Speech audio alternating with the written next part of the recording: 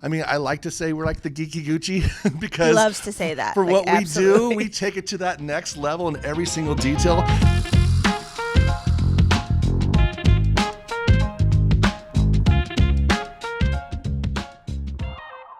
For Loungefly, we're trying to expand who we are and become more of a lifestyle brand. And that starts with the licenses that we do. So we're getting into the music a lot more. We have a couple licenses with like the Beatles and Jimi Hendrix and stuff, and signing some new ones down the road. And then even sports, like we're just, there's a fan for everything. So as we're trying to expand our overall fan base outside of the worlds of what people know us for, Disney, Marvel, Star Wars, Harry Potter, all that kind of stuff. There's a lot more out there and a lot more fandom. So this is an opportunity for us to get exposure to a whole new set of fan base that I think is a great opportunity for us. Yeah, we've been highly concentrated on the coast, like very much a SoCal brand. We've expanded into the East Coast a bit, but we're really ready to show the rest of the country and the world really what Loungefly has to offer all of these fans. I think that first thing we do with any license, anything we work with, is we identify like who the fans are within our office, whether it's sales, whether it's licensing approvals, design. We have fans of like everything in our office. When you interview for us, we actually have a whole process of like asking you what gets you excited, what you're all about. So first we identify, we make sure that we are really digging in and understanding that world and what those fans want. That's like key to products, right? Because if fans of something look at the product, they know if you authentically know what they like or don't like. So that's like step one to making great fan products. And I think the process, even before we sign the deal, because what we're known for, right, are artists, our art interpretation of things. So we need to talk to these bands managers, saying, how are you with us taking our artistic interpretation of your... How much freedom can we have in Exactly, designing? because people have style guides, and we typically don't like style guides because we like to have a unique point of view. So we will actually do a lot of negotiation before the deal is signed, saying, hey, can we take some liberties here? We will present them some visuals of what we kind of interpret. And when we come aligned, then that's when we start the process. I think the Loungefly community decided that our bags are not just wearable; they're also collectible. They're also pieces of art to display in their home. I think we're to blame for some IKEA cube sales that have skyrocketed during the pandemic. But I think the community decided like these aren't just everyday bags. These are amazing little pieces of art, and we're running with that. We're pushing things even further, going into these beautiful figural bags, and we're just pushing things as far as we can. We have people buying two, one to wear and one to display. Yeah, when we joined about 5 years ago, we looked at the product and we're like, we can do more and we can put more into it. And it kind of raised the prices of the bags, but the fans were like, this is amazing. You literally have every single detail, every Easter egg, that kind of stuff. And I honestly think that we've become one of the first collectible accessory companies in the market, really, to where our pieces are pieces of art and that people don't even actually use on their everyday, and they just display. So obviously one of the amazing benefits is Funko's power of licensing, right? They've got every license under the sun. So it's a good, easier conversation as to where it makes sense. Where Loungefly is a nostalgic brand, we kind of aren't on the cusp, I would say, of pop culture, like immediately. When we do our business with our retailers, if there's something new, we'll do it. But for us, we like things to live in their home and then just reinterpret it a completely different way. You have to watch the movie, a dozen times. You have to be singing the song in your head when you're walking around. It really has to like live in your home and your heart for a while before you want to wear it. It's a different thing to, I think, put a collectible on a shelf versus wear it on your body out in the world as like how you're presenting yourself. Yeah, and one of the challenges, I would say, as we get more aligned is our timelines, right?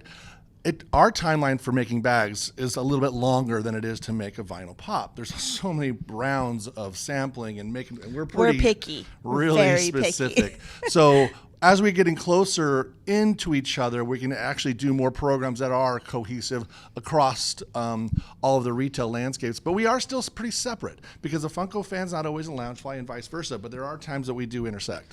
But I will say that people ask like what it's like to have Funko as a parent company. There was, concerns early on, like what will happen to Loungefly? Is it going to be less cool, less special? Or, oh my God, Mondo was bought by Funko. Oh no. Yeah, and I will tell you as a creative that Funko is like the most supportive parent company. And every time Derek and I have some like crazy idea, we go and we pitch it to them and they're like, try it.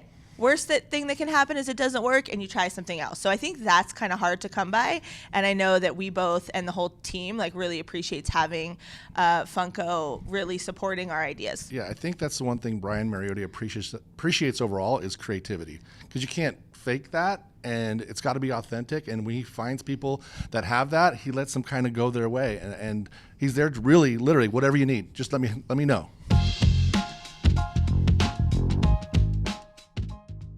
We had people reaching out. I used to run social during the pandemic. We were a really small grassroots team back then. And people would reach out and say that we helped them get through the pandemic because it gave them something to look forward to when they were just home weeks on end. They could look forward to something showing up in the mail. They started collecting. They started joining Facebook groups and fan groups where they connected with other people and became friends. And so to me, it was just amazing, like, a negative thing like the pandemic where everyone struggled through, people looked to Loungefly for some little bit of happiness during the day. And I thought, that was great. Yeah, it was strategic serendipity. When we first came on board, we're like, there's a forgotten tier of retail, and that's the mom and pop. And so many brands they're infatuated with the volume and the big boxes and that kind of stuff. And we kind of took an approach where we're going to take things back and really look for those mom and pops all across the country, and getting feedback from those mom and pops like, I thought my business was going to go under, but literally Loungefly helped me keep my business through the whole thing, because they were the only ones open, right? They were in their garages or they're in their little spots with their warehouses, and they were still shipping. And the FOMO and the limitness of our products, they were the ones that had it, and it wasn't in the big boxes that were closed down during that time. So that was pretty amazing. And we continue to support them. We do Shop Small Saturday. They continue to be a big part of our brand and business. Our new McDonald's collection has everybody talking. Just walking around in Austin with our team and seeing the reaction when we're out in the world, I'm really happy with how that has been received. We're working on more McDonald's. Hopefully I'm allowed to tell you that, but we're really excited about that, as well as expanding into other similar areas. So I'm really excited to see the reaction to McDonald's, because that's a very different license for us outside of music, sports, all the studios that we work with. So I was really happy to see how everyone embraced those collections. Yeah, I think we have one of the best PD design and art teams in the business. Like, yes. We'll come up with the craziest idea. We want to do this weird thing on a bag. Make it a bus that had wheels and spin, but it's a bag. And boom, like they come up with the concepts. It's like when it actually materializes, and we're always innovating. Like our glow in the dark stuff. Like if you're anywhere, you'll know it's a Loungefly bag because our stuff glows like next level. Our light up technology. We're working on so many different types of LED versions that are flashing. That's the one thing. It's like there has to be that extra Easter egg. If it's not that extra little next level of a little door on the, we don't want it. This we don't guy want it has if a it little doesn't door, have that. and boom, there's strawberry shortcake. It's those and little storytelling. And it smells just like the dolls. When you open this bag, exact nostalgic feeling. At our booth, it's a whole sensory experience. So you have the smell sensory, you have the touch. We have a whole plush assortment, and then you go into the glow in the dark room. So we're expanding to be a lifestyle brand. So I think for the longest time, Loungefly has kind of been known as this little mini backpack ladies accessory company. We've introduced apparel into our assortment. Obviously, we do a huge enamel pin business. But this holiday, we will be launching 3 new strategic new categories that we're going to be entering in. So we haven't announced what those categories are, but we really want to be that lifestyle brand. So we're going to get different parts of a person's life that you're going to be able to express your fandom through the Loungefly lens. So we are working our butt off right now to hit these launches, and really it is going to be like November time period. So it's going to be gift giving, but there's going to be lots of gifts to give.